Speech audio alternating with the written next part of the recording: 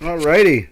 Doc here from North America. Good morning, good afternoon, and good evening. I was trying to remember what that last question was yesterday. Um, I remember it was a fun one. Something that looked really entertaining to talk about, but I can't remember what it was. Hello, Robin. Ready to rock and roll. You see that email I sent over?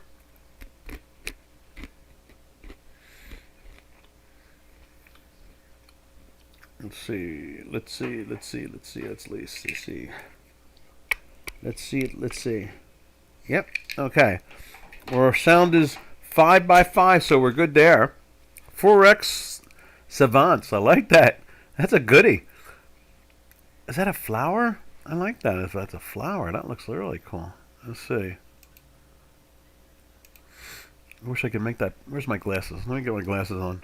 I want to see what that is. That looks really cool. It is. What is that? I can't tell exactly what it is, but it looks kind of neat, whatever it is. The symbol. I like that.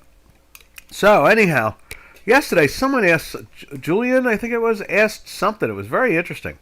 I forget what it was at the very end. We didn't have time to really have a conversation on it. But I would love to have a conversation on it if anybody remembers what it was. So let's go from here. You can see the dollar index doing its thing, doing the right thing at this point. Our math, the weekly is down, as you can see right there on the beta. Right there. You see on the beta, weekly, been in the sell for a while. The daily's in a sell for a while. You know, the pressure is, let's get this, where's it at? Right there. And the pressure is, been in the daily sell for a while. It just keeps on, just pressing down. So it's doing the right thing. We talked about the euro, kind of underperforming a little bit compared to cable, which is interesting. But then again, the European Union, as much as we think that, England is going in upside directions at times, so I guess the European Union isn't just as a tough a situation there. We have, the dollar. We're figuring they try to challenge those lows. So, I mean, we're getting it. Saw a strange headline last night, out of nowhere. I didn't notice it. It came out at 4 o'clock. Talking about how bond yields went wild and, panic and buying Swiss francs, which was cool. That's what we're looking for is, see that action. It got the Swiss franc down into the 83 area, which is really, pushing it into, new lows for a while now. Or in this case, it'd be new highs against the dollar.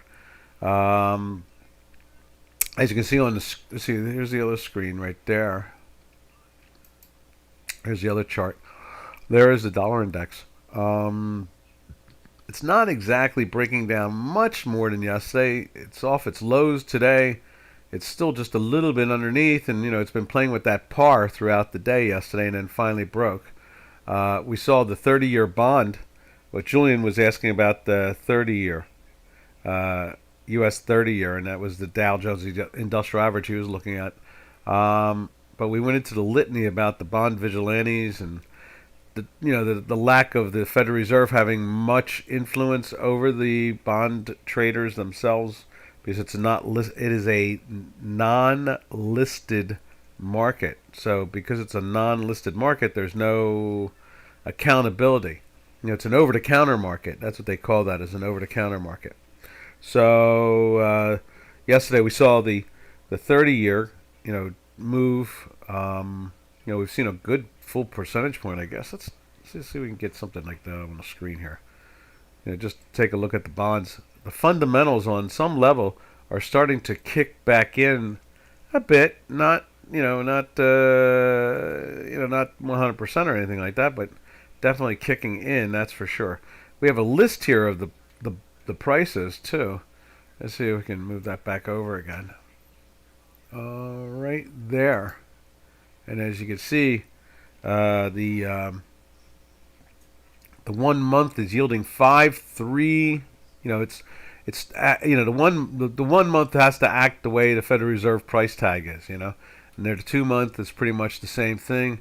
It's even higher at 39 versus 37. You can see that, and the 3 month at 39, just a little bit, a tick down or two ticks down, and then the 4 month is even a little bit higher, and then you start to see the the curving over at the 6 month time period, because everybody there starts to anticipate that we'll be seeing some price cuts at that point. And then you can see going into the 1 year, you're looking at a half a point cut right there from the 6 months out.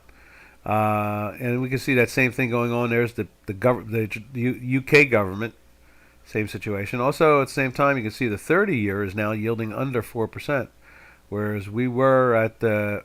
See if there's a chart that'll come up when we click on that. There's a chart. You can see. Let's see if we can go down to just 1 month, and you can see we were yielding 4.5% at the beginning of December, and now we are down to 3.9. So it's dropped a good half a percentage point down.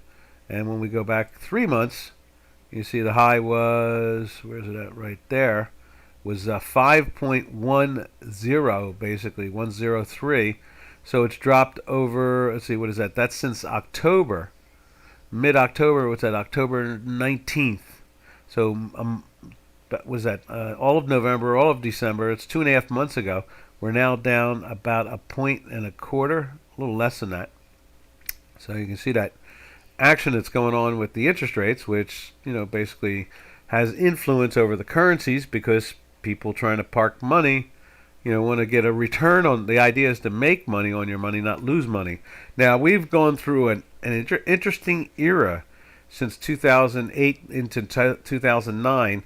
The quantitative easing began, and with that, we came to a point where people were willing just to have their money in bonds, and instead of receiving money and making money, they were willing to pay just to guarantee that they got their money. And again, you want to understand why cryptos have been so explosive. That is a perfect answer to that. True insanity. True insanity. How far back could we go with, let's go over to J4X. Let's take a look at Bitcoin. Let's see how far back it goes. There's Bitcoin, and then let's go into quarterly or monthly. Let's do monthly.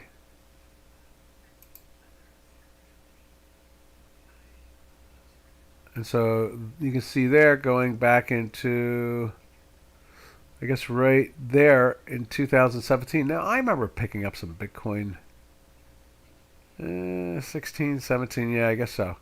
I thought it was a little bit earlier than that. And so when they finally, I guess this is like after so much concern and so much absurdity from this time period where people are paying government institutions to hold their money. I'll repeat that.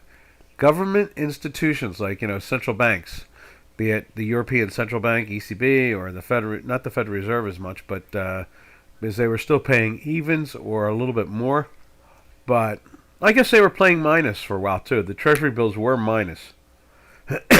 So let me take a sip of something. All right. Yeah, so because of that insanity, people needed something that they trusted more than the central banks. Can you imagine that the currencies that they were printing, I guess you could say, the currencies that they were distributing, we can say, they started to lose confidence. And so you had the cryptos become from zero to literally, what is that right there? Let's widen that out. Where's that mouse at right there? Excuse me. Got up to 68,000 and change. Almost 69,000 dollars from a zero. Basically from zero. What's that? That's reflecting a price tag of $8,000. So where was those days when I was buying it at like, $3 and $4 at gas stations? Imagine that. Over here in the States, we were able to, there were crypto machines. We could buy cryptos at the gas station. That was up in the Princeton area. Basically, where was it? Pennington? No, Pennington. It was out in Pennington, outside of Princeton. And so, when we look back at the, I'm not even sure what do you want to call it, the calamity. I look at it as a calamity myself. Let's see. Oh, that's Bitcoin. Okay, so let's go back to the dollar index. There it is, right there. Um, when you go back and you look at that, you really have a big question mark in your head. In other words, if these central banks are printing equity or currency, and people are willing to guarantee that that currency exists, this year and next year or in 2 years from now, they're willing to hand it to the central bank again and pay the central bank just to physically hold it in their bank account. I mean, we saw what happened in what was it? In the Mediterranean, the island that's split in half with Turkey and Greece, Cyprus. We saw what happened in Cyprus. How they just came in at one point and took all the cash in all the banks, the government there, and gave them stock in the banks and took their currency. So, we fast forward to today, and we're looking at the bonds now. Actually, the bonds now are normal for the last 100 years. The bonds now are normal for the last 200 years. But the bonds are now what people think is overpriced over the last 15, is it 15? Yeah, 15 years. So they look at the bonds now and they go, oh, they're way too expensive. They don't make any sense. We're not sure. We can't buy these things. We can't buy the mortgages. They're too expensive. All this stuff. Whereas, excuse me for a second, I have to blow my nose.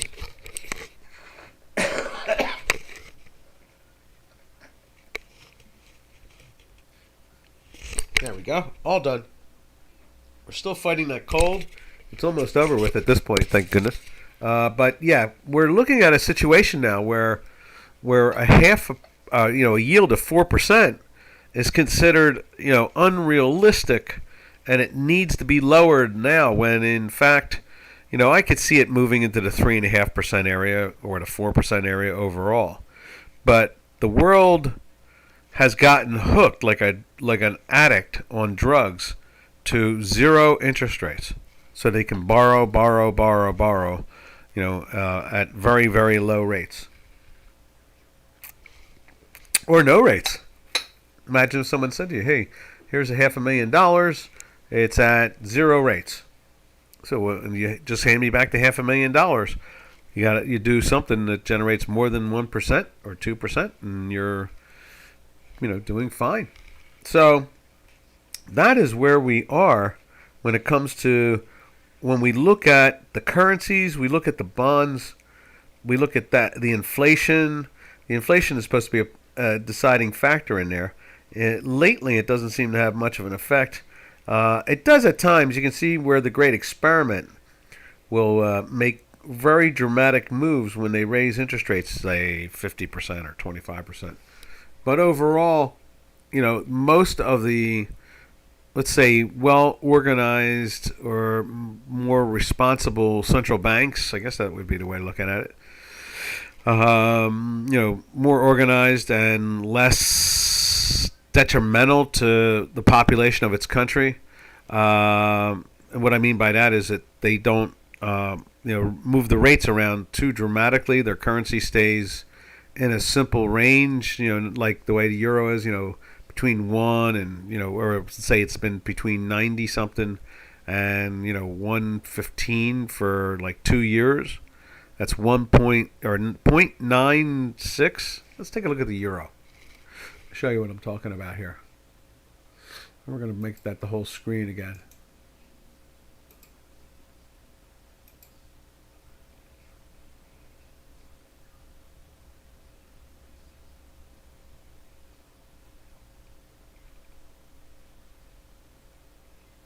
Right there it is. And you can see the product has been basically, in this case here, all the way up to February last year. The currency, to a great extent, you can see it played with the 104s here, played with it here, ran up to the what is that? The 10, basically 110. It got to 112. Here we are at 111 right now. So, and when you look at it, it's not too bad. Here's a record low when it broke the par 1.0. It got down into the 95s. So the range itself is relatively mild. When you think about it, 1 point this or 0.9 this.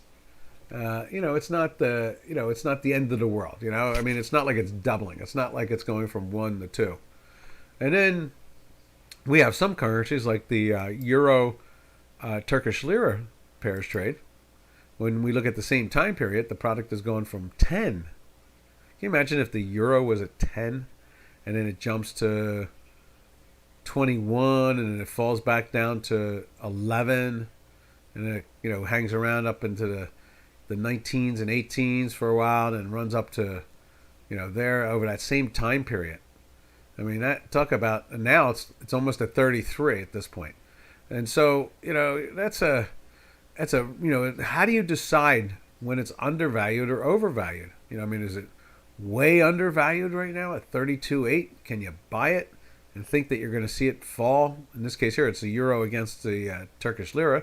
So, if it fell back down to 21, that's a 50% gain in value for the Turkish lira. It makes 50% of, a fantastic amount of money.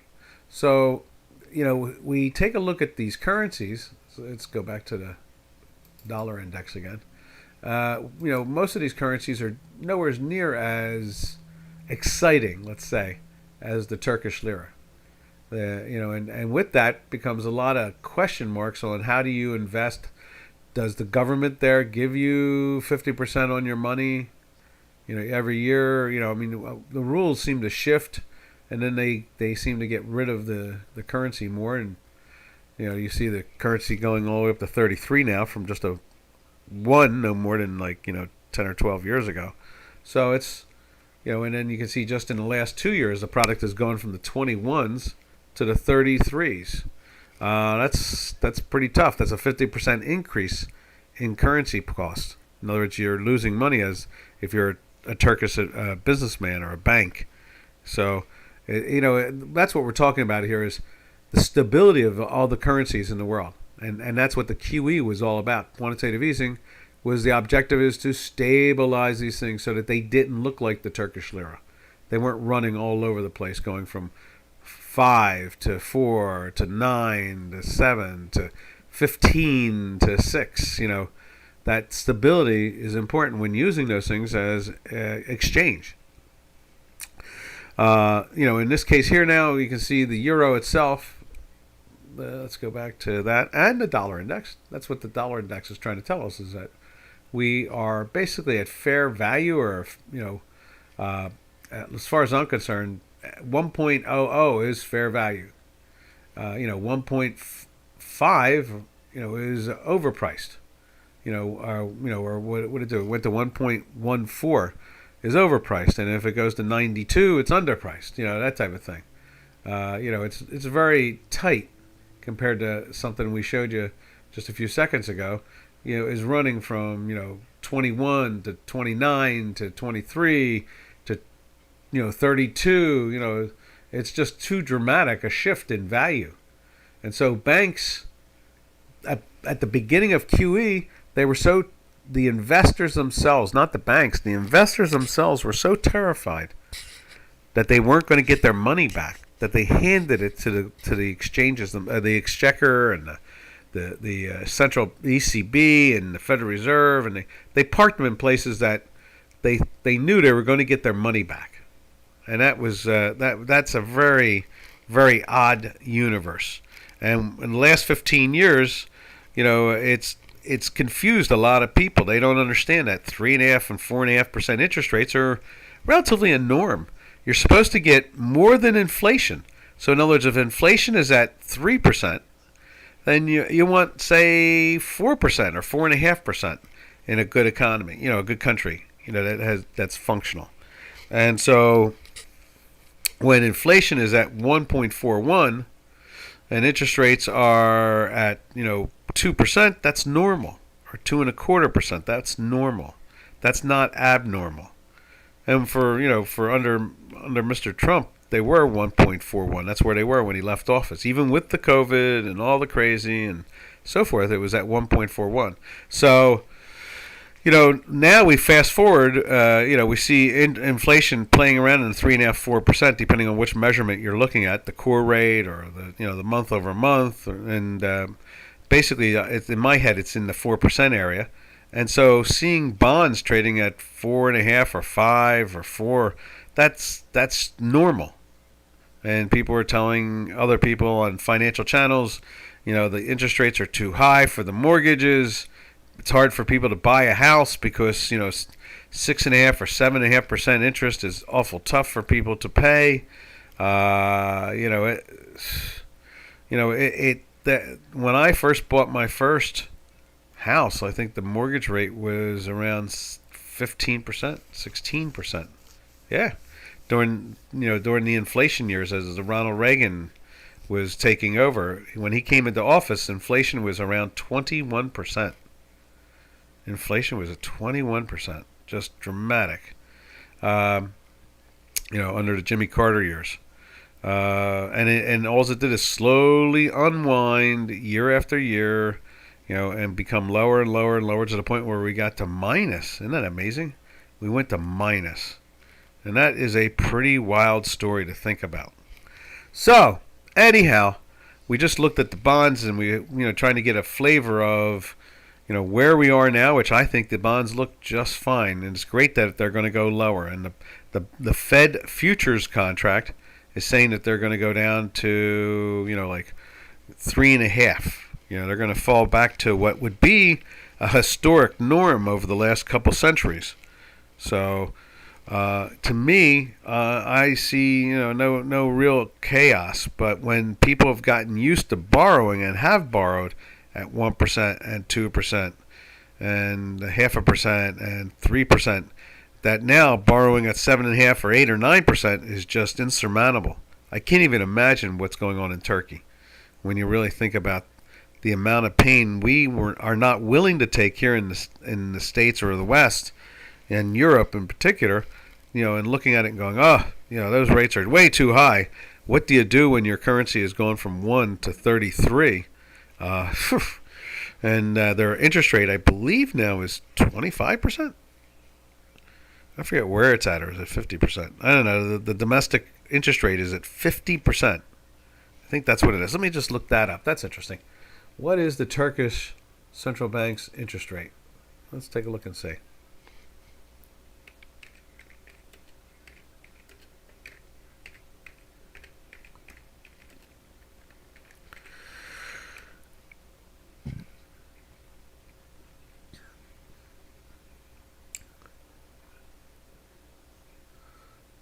Let's see, Central. Oh, there's R-A-L, Central Bank's interest. Oh, back one. 42%. Okay. Turkish central bank raises interest rates to 42% to combat high inflation. That was 5 days ago. Okay. Or now what's it, 7 days ago now. That's what we talked about before here. We thought that they would move it up from, Turkey Central Bank hiked its interest rate to 40% on Thursday. That was November. And it's had no real effects. Matter of fact, no one even seems to talk about it. We were following it at 37.5. Then we thought for sure from 37.5 they were going to go to, throw another 6 on top of that to 42.5, and that's where I guess that was that 5%. I guess it's a 5% move. I guess they've got to do something. Let's put it that way. And then you hear the people talk here in the West about complaining at 4% and 5 and 6%. So you can see what that pain must feel like and look like. That's pretty dramatic. That's where we are now. They're at 42.5. Why does Turkey have 80% inflation? I don't know. Why? Let's take a look and see what that says. Istanbul, September 5th. Reuters. Turkey's annual inflation climbed to a fresh 24-year high of 80.21% in August, a bit below expectations according to the data on Monday, after central bank unexpectedly cut interest rates and stoked a nearly year-long cost of living crisis. Let's see, bank unexpectedly cut interest rates and stoked a nearly year-long cost of living crisis. So, we're whining about 4 and 5% inflation and 6%, and they're running around with 80%. It must be very tough to deal with. So, when you have capital in an economy like that, you want to guarantee your capital back. But it's obviously the inflation rate is moving at such a rate that it eats it up. So you got to move it into another currency altogether, and that's probably why they, see their currency go down. Now, and here in the West, where we're, complaining about 4% when the poor people in Turkey are dealing with 42%, it's you have to imagine that cryptos and physicals and metals must be almost a daily way of exchanging equity, buying items, selling items, so forth. Janos said that last time he was in a Turkish market, I guess where in Constantinople or something like that, he said that they had signs up on their stands that said negotiable. They didn't put a price on there. So, and that's how we try to understand the price of currencies and which pairs to buy and which pairs to sell. Thought I'd just get that out. I'm not sure why I'm on that tick. I guess it's because we started looking at the dollar index like we usually do, and that's where we are. You can see here, and it's the dollar still. What I want to say is basically at fair value at this point because it's almost at par right there. Let's show that again. Since it's just about at par right there. There's the 1.0, or 1.00, however you want to express it. So. You can see there's a lot of more selling than buying. Been in a weekly sell since late October, and and we keep on expecting to see that roll along. Any questions anywhere? What was Julian's question yesterday? Does anybody remember? Give you a few seconds to think about that, and I'm going to go. I should have had Robin take a snapshot of it, and I'm going to take a sip of my tea. Since we're basically half hour into the webinar. Now, yesterday we labeled this webinar, or yesterday's webinar, as fundamentals versus technical analysis. And the technical analysis is a combination of moving averages and depending on who you are and what you're doing with capital, it could be moving averages of 50 or 200 day. It could be stochastics or RSI or what's it, MACD and parabolics. All kinds of different tools that are averaging and so forth. And then we have our own, what we call gas lines, and they're a combination of mathematical extrapolations and a changing perception of time itself. So that means that the measurement itself is different than your classic way of looking at things. Let's see. So there you can see it right there. We're showing it on our beta, and at the same time we're showing it to you on. Let's go to this again, right there, and we're going to go through the currencies now. So you can see here we've been in daily sell since there. That we've put a little dotted line in there to remind you to drop below the zero line, and we put a little pink line here when we went into the weekly sell up in here, and now it's down to par down there. So, all right. So from there we go over to, where do we go over to? Let's go take a look at the euro. And there's the euro, and you can see there the euro. No, that's not the euro. There's the euro right there. Taking out that 111. It's been in a buy since down in here on a daily. It jumped through the zero line. It's been up there. It tried to pierce it, but it had a green and a red dot, so that stops it from going into the sell, and then it jumped right back up again. And the same thing back in here. You can see the weekly. It's been in that weekly buy since the 105-ish area. And It's done the same thing. It tried to penetrate the zero line there once, but overall it's been steadily more above the manifold, these manifold lines right there, the two yellow mirror images, which are standard deviations combined with our mathematics. That's why one of the charts has some Bollinger Bands on it. All right, we'd like to show you how our way of using the standard deviation is better than that. From there, we'll go to cable. Let's get cable also up on J4X. Right there.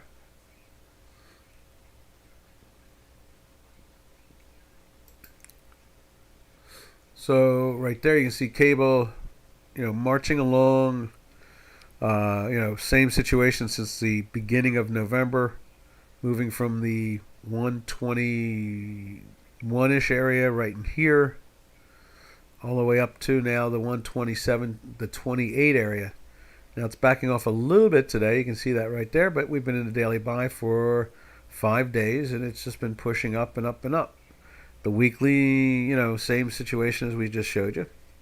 And so, the buying that's going on in the currencies is basically a move to find a better yield when you park your money and guaranteeing that it comes back to you. That's really what it comes down to. And that's how that whole process works in the end. And so when you're looking at pairs trades, they're the fundamentals, in a sense. The fundamental is try to invest in something safe that will return your money to you with a profit. That's the whole idea. And now we're in this era where just making sure you get your money back and you're willing to pay to have someone do it versus them holding your money and paying you. Very weird. Extremely weird. But that is what quantitative easing does.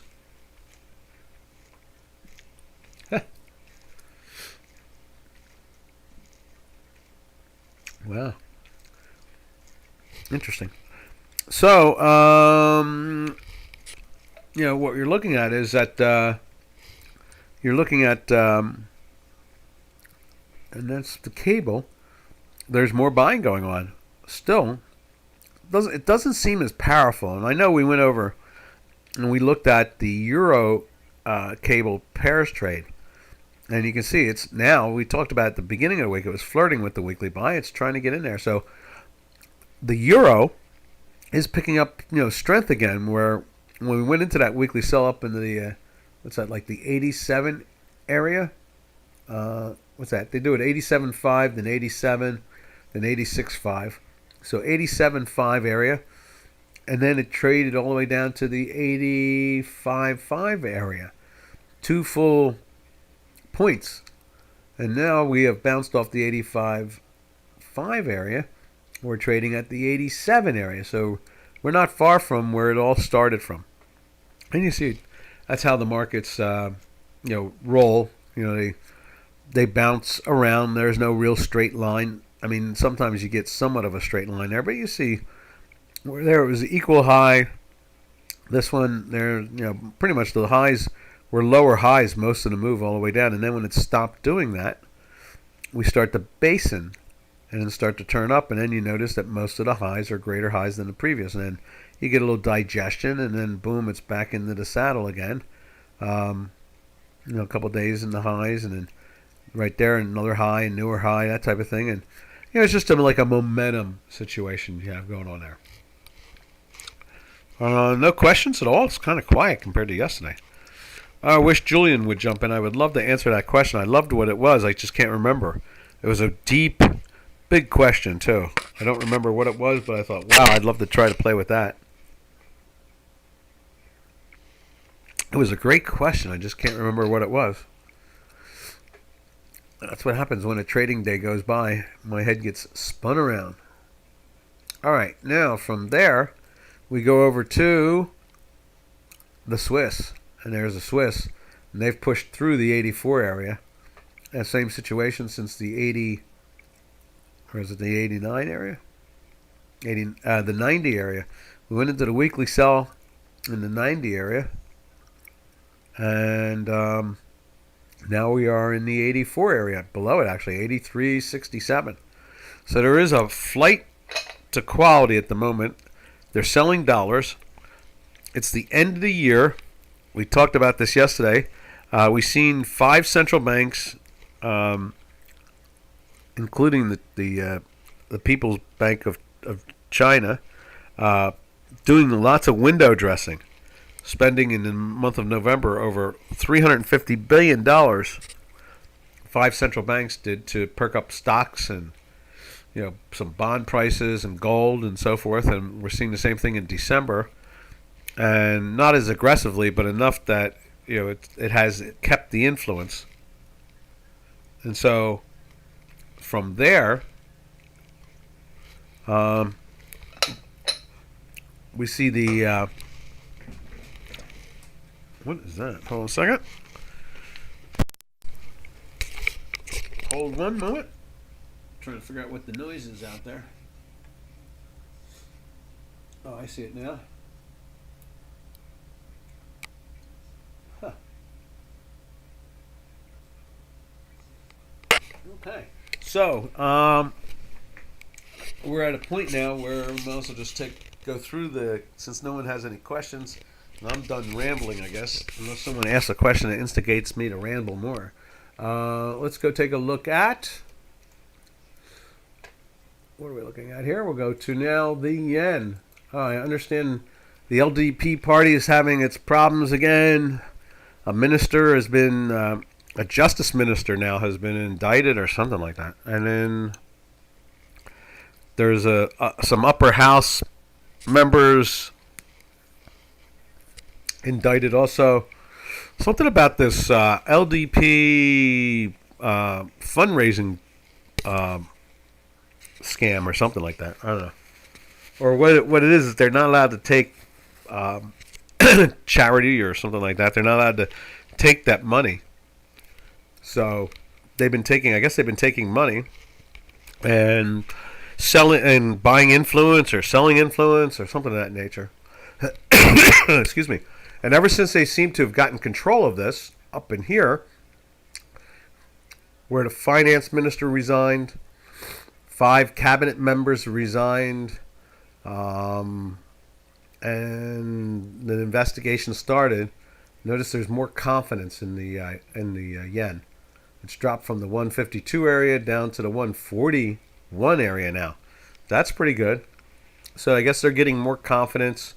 I don't, they're not exactly explaining the whole thing. They just kind of like give you the announcement that it happened, and then they leave it at that, which is kind of odd, I guess they're not really happy about showing the issues that they have going on.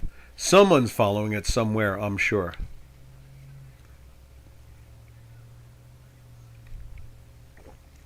All right, now from there we go over to, where do we go from there? Excuse me. We go over to, great experiment. We already looked at the great experiment. Not much more to be said. It's going up. All right, from there we'll go over to the South African Rand. And there it is right there.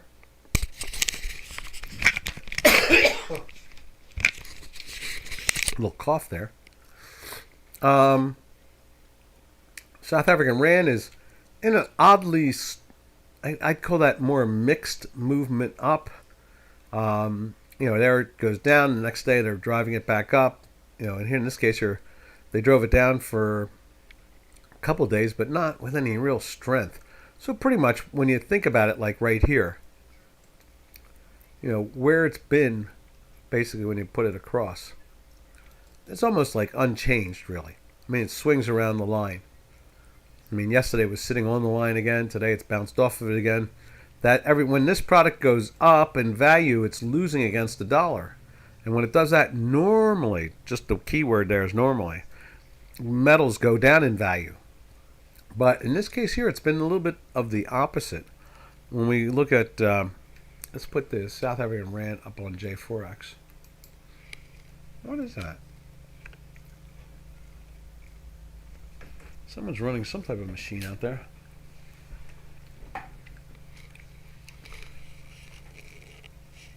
I hear it, but I don't see it. Okay, so, oh, there's another one. What is that? Oh, they're putting lines down on the highway. Oh, I see. Okay. So, let's put the South African Rand right there up on J4X. So you get a flavor of the action. Overall, it's been going down.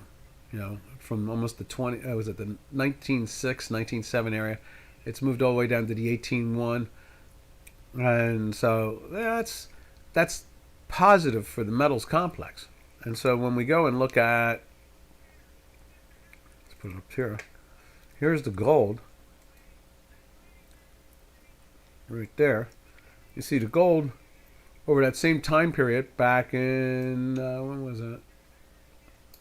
Now in this case here, you can see when it was at 17.4 and ran up to 19.6, that pushed pressure. Let's make that a little bit wider or bigger. Let's try this for a second. So when it did that, and you can see here, going from here all the way up to there, and that is back in, that's in January of 23. So in January of 20, the beginning of our year here, January 23, gold was trading in the, where was it at? It was at the, yeah, there it is right there. So it was trading in the $1,900 area.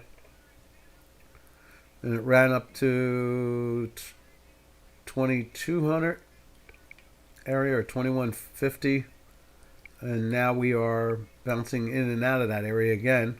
We saw the odd spike with those central banks painting the tape. And now you have, us still hanging out up here. And there's, it seems like, because we see the weekly, the way it acts, it's awful hard to want to, be bearish this product. Again, I think a lot of this might be painting the tape. So in other words, it's been in that buy now, all the way back in almost the beginning of October, in the 1950 area, and we're up $100 and some odd from it. And there's no doubt that it's been trying to climb at times. It challenged it here. And then it failed it. It was a higher low there. And so it's naturally running up. And now you got to try to take out this high at the same time. And, to start to change the action. And so far it's not happening. So we'll just keep on, we follow the metals complex and we watch South African Rand and we see how they trade. Now in this case here, and that's, these are the fundamentals in some way.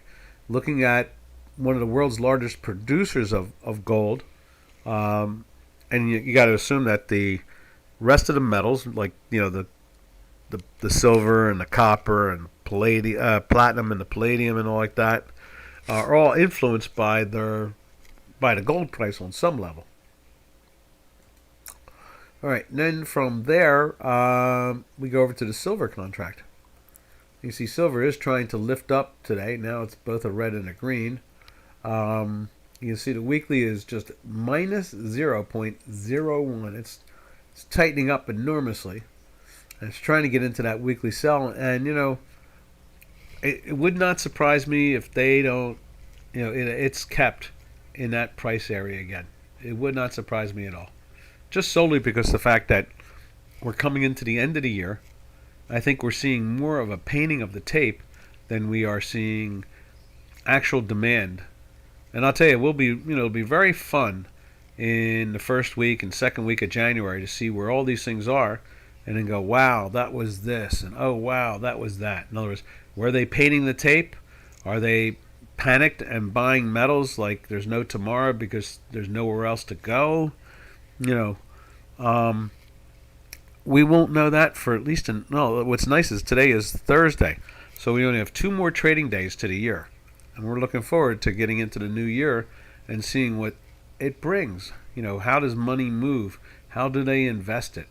What do they do with it? All right. So from silver, we'll go over to copper. And in many ways, I want to say I think they're painting the tape specifically because of copper. In other words, I would assume that now something looks wrong there. Now all of a sudden they're trying to tell us it was in a cell?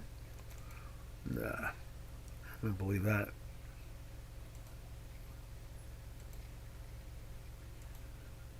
Now we're going to have to go and double check.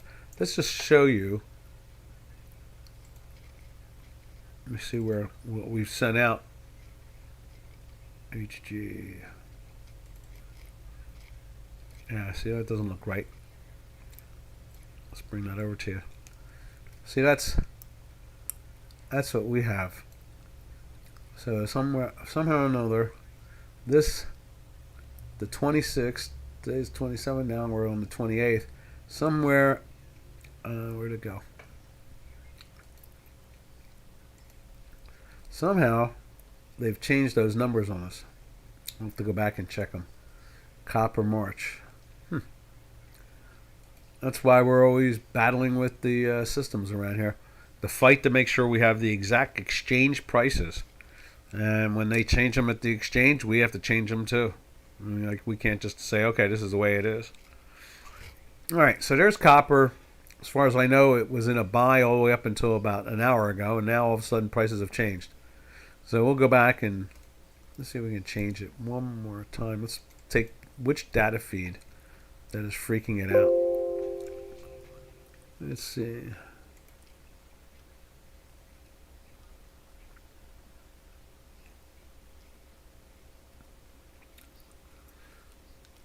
There we go. Let's try that. It's still acting weird. And that's yesterday, not showing us today. This is the one that's screwed up right there. We'll have to go to the exchange and figure out what that is. We'll do that after the webinar. All right, so from there we go over to, last I looked, platinum was looking fine out there in April. And so what we have there now is, why does that say June? Oh no, that's April, J4. And so there it is right there. You can see, it's holding up in the $1,000 area. And I've been saying that to Robin. I've been saying it here. I can't imagine anybody wanting to be short this product when it's 50% under the value of gold. That really has me surprised in general. So there is the platinum holding very well and been in a weekly buy now for, it's going to be a 6th full week. Yeah, can you imagine being short that thing at 900 or 850? I mean, come on, with gold trading at 2,000, who would short that thing like that? You have to literally be a central bank that can print money that's willing to take that type of situation. And you have to imagine they must be long the gold side of it or the silver side, something. They've got to be long something in a precious metals. There's no way in the world anybody wants to, go out there and go naked short that product itself.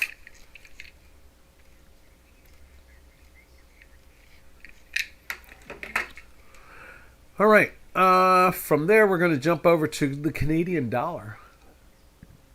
Now, the Canadian has been doing, what we expected to do in a rising energy market, but the energy market itself is not exactly rising. You can see here, we had Canadian dollar trading against the U.S. dollar at 138 and change. Now we're at 131 and change, over that month and a half period, 2-month period. So normally that would take, crude oil. Here's West Texas Intermediate crude, the February contract. And as you can see, over that same time period, it's been going in the reverse direction. It's been going down. And it's not supposed to. When Canadian normally goes up, then it goes down, the crude oil, and vice versa. So it moves in the opposite direction.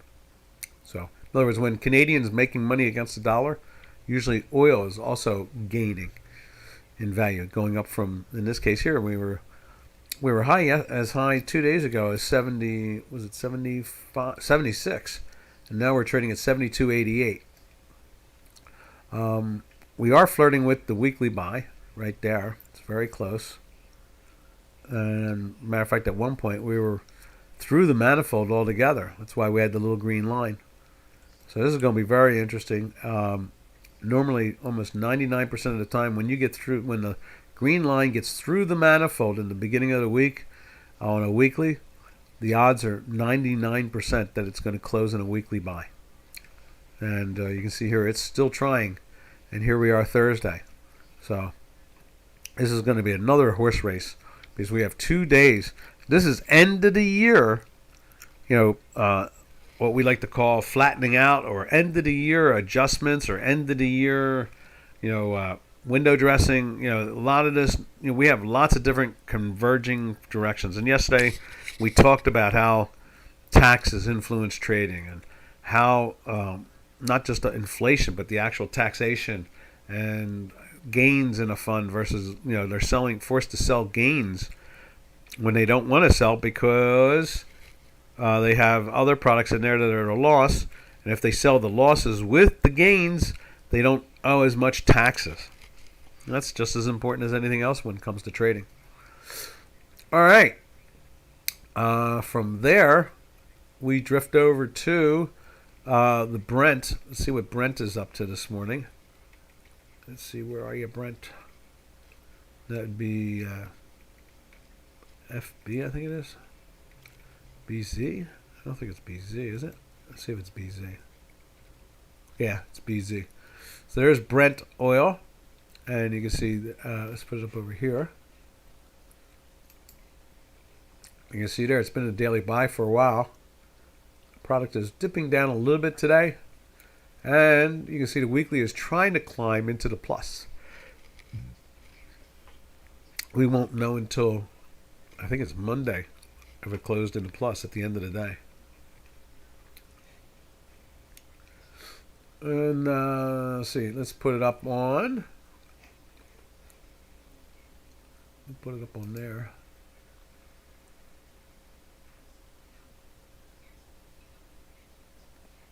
There's Brent, 78.43 at 78.48, 78.45.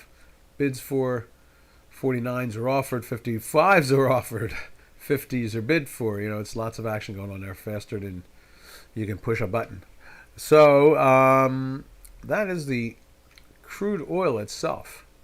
And from there, we'll go over to the natural gas, NG. There it is right there. U.S. natural gas trading at $2.49, almost basically $2.50. $2.49 at $2.49 for. So a very nice tight market. They play inside a penny, which is really cool. Same thing over here.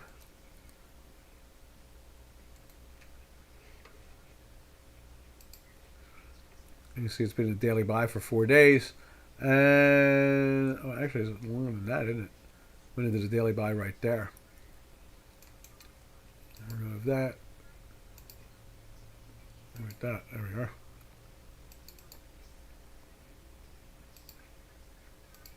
There we go.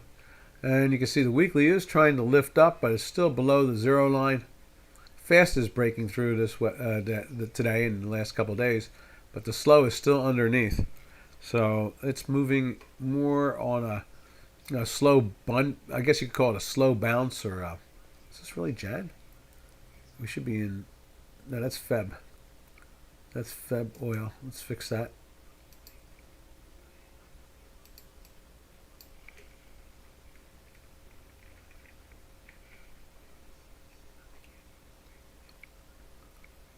Let's get rid of that right there. There we are. Okie dokie, and save it. Then from there, we go over to we look at the energy company down in Spain, and was trading it down at 27 yesterday, so that helps out a little bit. We're getting ready to go into the January, and we're at the beginning of the winter, so we'll see how well it holds up. There it is. It's broken the $27 area. It's at $26.90. So let's put it up over here. There it is, right there.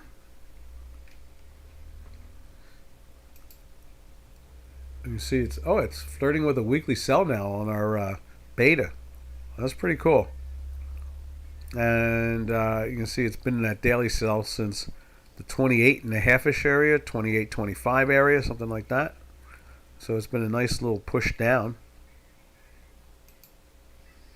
So let's hope Europe is paying for less natural gas. All right, from there we're going to get out of here. So this is Doc from North America. Catch you all tomorrow, same time, same channel, which is the last day of the year. Happy trails to you until we meet again. Happy trails to you, to all our trading friends. Later, traders. Have a safe and smart trading day. This is Doc saying over and out.